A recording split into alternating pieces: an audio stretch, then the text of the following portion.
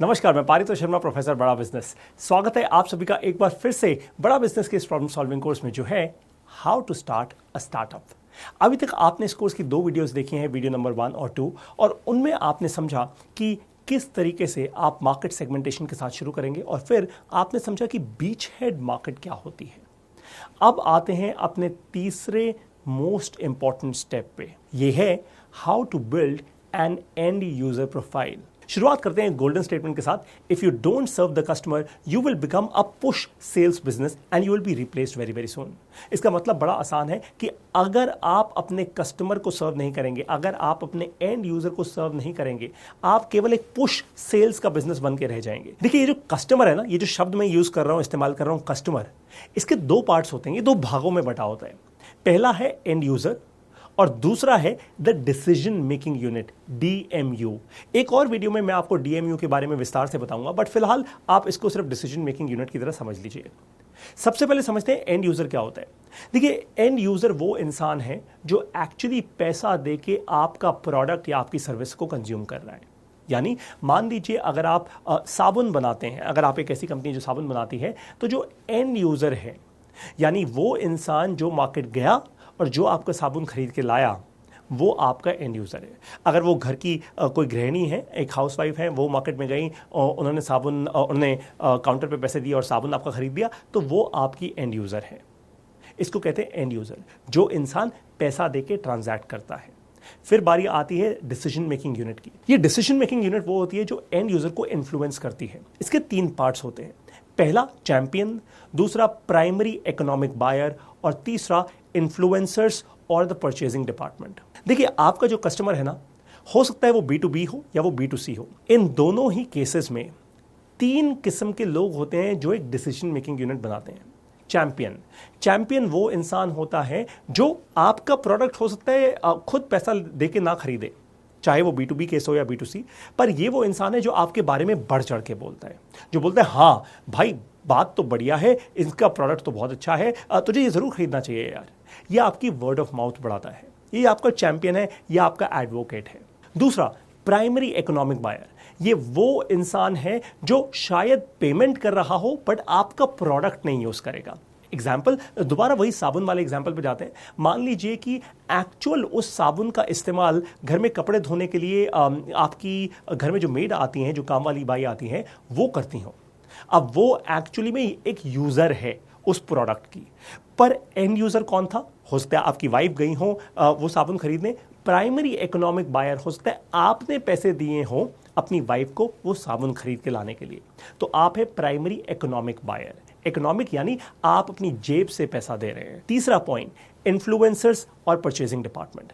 Influencers वो लोग होते हैं जो आपके डिसीजन मेकिंग को, आपके परचेज डिसीजन मेकिंग को इन्फ्लुएंस करते हैं। अब मान लीजिए कि मुझे एक नया लैपटॉप खरीदना है, अपने घर के लिए मुझे एक नया डेस्कटॉप खरीदना है। अब मुझे इन्फ्लुएंस कौन करेगा? देखिए, लार्जली मुझे इन्फ्लुएंस करेंगे वो सारे टेक इन्फ्लुएंसर्स जो टेक्नोलॉजी की बात करते हैं, जो लैपटॉप्स के बारे में, जो और बाकी बहुत सारी चीज़ों के बारे में बताते हैं, बोलते हैं, कहते हैं। क्यों? क्योंकि इनकी जो बात होती है ना, वो काफ़ी डीप रिसर्च की बात आती है। तो मुझे इनकी बात सुन के ऐसा लगेगा, हाँ भाई बात तो बंदा सही कर रहे हैं, तो वो मुझे इन्फ्लुएंस करेंगे, मेरे डिसीजन मेकिंग को, मेरे दिमाग को वो एक जगह से दूसरी जगह पर लेकर जाएंगे। वो इन्फ्लुएंसर होते हैं। परचेजिंग डिपार्टमेंट, ये परचेजिंग डिपार्टमेंट जो होता है ना, ये B2B केसेस में होता है। ये परचेजिंग डिपार्टमेंट का हमेशा एक ही रोल होता है, कैसे कम से कम पैसा देकर ये ज़्यादा से ज़्यादा प्रोडक्ट ले ले या एक बढ़िया क्वालिटी का प्रोडक्ट ले ले। ये नेगोशिएशन स्किल्स बहुत तेज़ होती हैं इनकी। तो आपको ये 2 चीज़ें अपने कस्टमर के बारे में पता होनी ज़रूरी है। एक आपका एंड यूज़र कौन है और दूसरा डिसीजन मेकिंग यूनिट क्या है। मैं आपको 2 इंपॉर्टेंट पॉइंट्स देने वाला हूं सो दैट आपको ये समझ आए कि एंड यूजर प्रोफाइल क्रिएट करना क्यों जरूरी है। 2 इंपॉर्टेंट पॉइंट्स। देखिए, आपको बीच हेड मार्केट तो पता लग गई अपनी, आपने नैरो डाउन कर लिया। मैं अज्यूम करता हूं कि आप अपने एंड यूजर्स तक भी पहुंच गए उस बीच हेड मार्केट के अंदर। पर फिर भी ऐसा पॉसिबल है कि आपके एंड यूजर्स में भी ना वैरायटी हो सकती है। मैंने आपको पिछली वीडियो में समझाया था ना, वो एग्जांपल देकर कि 10 यूजर्स ए प्रोडक्ट यूज कर रहे हैं, 10 बी, 10 सी और 10 डी। अब है तो पूरी 40 लोगों की मार्केट आपके लिए, आपकी वो बीच हेड मार्केट है, और ये 40 लोग आपके कस्टमर्स हैं आपके हिसाब से। पर अगर आपका प्रोडक्ट ए बी सी या डी में से किसी एक प्रोडक्ट के आसपास का है तो आप सारों को तो आप सर्व नहीं कर सकते, सभी लोगों को आप नहीं सर्व कर सकते, सभी की वैरायटी अलग अलग है। आपका प्रोडक्ट किससे सबसे ज्यादा मैच करता है, आप केवल उसी कस्टमर को पिच करेंगे ना।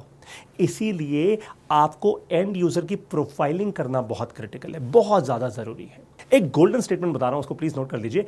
As a startup your goal is to serve as many homogenous similar set of people as possible within the end user base. इसका मतलब यह है कि एक स्टार्टअप होने के नाते आप तभी सक्सेसफुल हो पाएंगे जब आप एक एंड यूजर मार्केट सेगमेंट के अंदर, मतलब मान लीजिए आपके 40-50 लोगों की पूरी मार्केट सेगमेंट है जिसमें से आपने अपने एंड यूजर्स निकाल लिए, मान लीजिए मैं कहता हूं 10 यूजर्स निकाल लिया आपने, तो वो 10 जो यूजर्स है ना वो सब के सब होमोजेनस हो। इसलिए मैं बार बार आपको कह रहा हूं कि आपको अपने एंड यूजर का प्रोफाइल बनाना बहुत क्रिटिकल है। ये तो पॉइंट नंबर 1 था। अब पॉइंट नंबर 2 पे आते हैं। आपका जो एंड यूजर है ना वो आपकी सेल्स स्ट्रैटेजी को डिफाइन करता है। अगर आपको अपने एंड यूजर का पूरा ज्ञान होगा तो आप सही सेल्स स्ट्रैटेजी बना पाएंगे, अदरवाइज आप कभी नहीं बना पाएंगे। ये B2B और B2C दोनों ही केसेस में बहुत जरूरी है। मैं आपको 2 एग्जांपल से समझाऊंगा। पहला, पतंजलि जो एक B2C कंपनी है, एक FMCG कंपनी है। अब पतंजलि को एग्जैक्टली पता है कि मेरा सबसे ज्यादा सही एंड यूजर Tier 2 Tier 3 यानी छोटे और उभरते शहरों में है। तो पतंजलि फिर दिल्ली, मुंबई, बैंगलोर, कलकत्ता में क्यों अपने बड़े बड़े स्टोर्स खोले?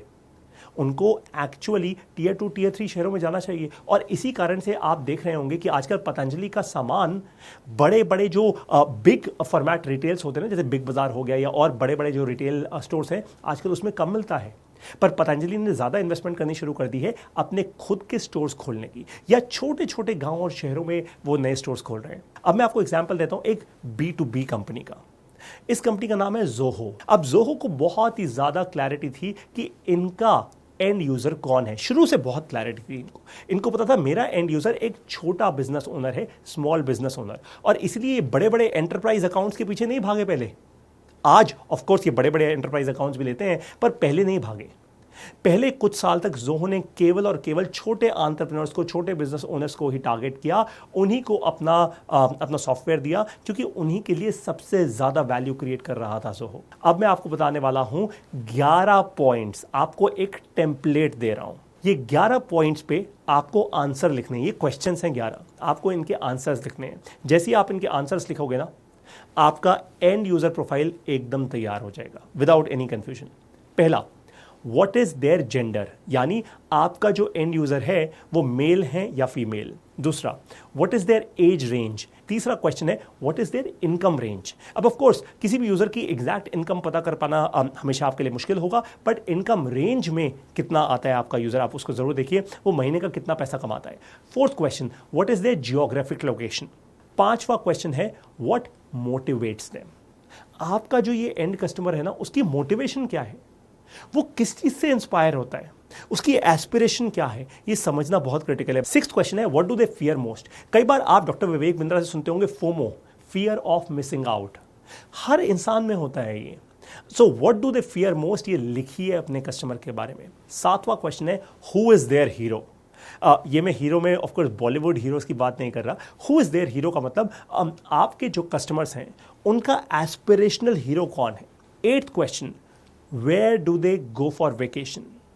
ये बहुत ही सिंपल सादा क्वेश्चन है। अगर आप मुझसे ये पूछेंगे तो मैं आपको बता दूंगा भाई मैं छुट्टियों में US गया हूँ, मैं और जो भी मैं देश घूमा हूँ, मैं वो आपको सारे देश बता दूंगा। Ninth question, what newspapers do they read, what websites do they watch, what TV shows do they watch. 10वां question, what is the general reason they are buying this product. आपका एंड यूजर अगर ये x product जो आपके पास है या ex service जो आपकी है वो खरीद रहा है, तो भाई क्यों खरीद रहे हैं, उसका कारण क्या है। मैं 3 कारण आपके सामने अभी रख रहा हूं। ऑफ कोर्स कारण और भी हो सकते हैं, बट 3 इंपॉर्टेंट कारण आपके सामने रख रहा हूं। ये साइकोलॉजिकल कारण है एक्चुअली, बहुत इंटरेस्टिंग। सेविंग्स, इमेज और पीयर प्रेशर। यानी क्या आपका प्रोडक्ट खरीद के उसका जो प्रोडक्ट वो अभी यूज करता है उससे बेटर आपका प्रोडक्ट है, आपको और उसको कम पैसे पे मिल रहे हैं, तो उसको सेविंग्स मिल रही है।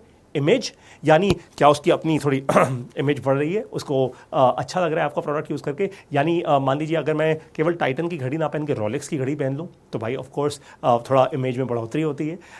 और थर्ड है पीयर प्रेशर, यानी मेरे साथ के लोग, मान लीजिए हर एक इंसान अगर अपने हाथ में बड़ी अमेजिंग एप्पल की वॉच पहन के बैठा है और मैं हाथ में वैसे आजकल कोई घड़ी नहीं पहनता, तो क्या मैं उनके एप्पल वॉच देखकर क्या मैं भी एक्साइट होता हूँ? क्या मैं भी एप्पल वॉच इसीलिए खरीद रहा हूँ क्योंकि पीयर प्रेशर है? ध्यान से नोट कीजिए इन सब चीज़ों को, ये बहुत क्रिटिकल है। 11वां और आखिरी क्वेश्चन है, what makes them special and identifiable, what is their story? By the way, ये 11वां क्वेश्चन पढ़ के आपको समझ आ जाएगा मैं प्राइमरी रिसर्च पे बार बार इतना स्ट्रेस क्यों देता हूँ। क्योंकि आपको ना अपने कस्टमर की स्टोरी पता होनी चाहिए। आपको ये पता होना चाहिए कि एक्चुअली आपके कस्टमर को यूनिकली आइडेंटिफाइबल क्या बनाता है। अब आती है बारी इस वीडियो के मैसिव एक्शन प्लान की। मैं आपको 3 पॉइंट्स दे रहा हूं, तुरंत अमल कीजिएगा। ये वीडियो देखने के बाद तुरंत एग्जीक्यूट कीजिए। पॉइंट नंबर 1, जो मैंने आपको 11 पॉइंट्स दिए हैं जो एंड यूजर प्रोफाइल के पॉइंट्स हैं, उससे अपना एंड यूजर प्रोफाइल बनाइए। Point number 2, go back to the second video, जो इससे पहले की वीडियो है उस पर वापस जाइए। बीच हेड मार्केट की हमने बात की थी, बिल्कुल याद है आपको? सो उस वीडियो पर वापस जाइए और देखिए, मैप कीजिए कि अभी जो आपने एंड यूजर प्रोफाइल्स बनाए, आपकी बीच हेड मार्केट में ऐसे एंड यूजर्स कितने एग्जिस्ट करते हैं। मैं आपको बता रहा हूं क्यों ऐसा कह रहा हूं, क्योंकि अब आने वाली वीडियो में, नेक्स्ट वीडियो में मैं आपको बताने वाला हूं एक बड़ी इंटरेस्टिंग चीज, जिससे आपका बिजनेस प्लान एकदम सामने आ जाएगा। पर फिलहाल ये 2 काम करने जरूरी हैं। 11 पॉइंट्स तुरंत इंप्लीमेंट कीजिए और बीच हेड मार्केट में देखिए कि आपके एंड यूजर्स कितने एग्जिस्ट करते हैं। बड़ा बिजनेस के इस प्रॉब्लम सॉल्विंग कोर्स की इस वीडियो में मेरे साथ बने रहने के लिए और सारे के सारे असेसमेंट्स को अच्छे से करने के लिए और साथ ही सारी इंफॉर्मेशन को अपने बिजनेस में इंप्लीमेंट करने के लिए आप सभी लोगों का बहुत बहुत धन्यवाद।